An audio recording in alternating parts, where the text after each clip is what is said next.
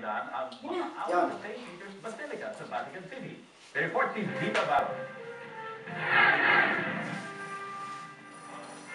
Lumahok sa katatapos ng Miriam Pedrotti 2011 Festival sa Centro Asteria sa Milan ang Veneto Men's Choir. Eki Visita Armoni del Mondo ang tema ng Music and Dance Festival na nilahukan din ng mga Latino-Amerikano at iba pang lahi.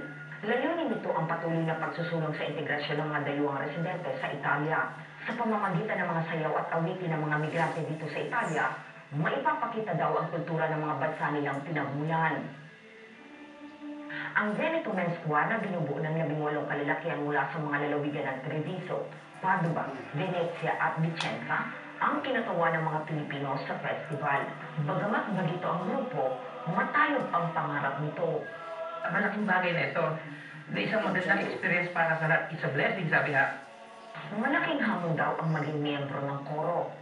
Ito yung pinaka-importante para sa akin, para sa amin. Una-una, para sa akin na hindi talaga singer na tulad nila.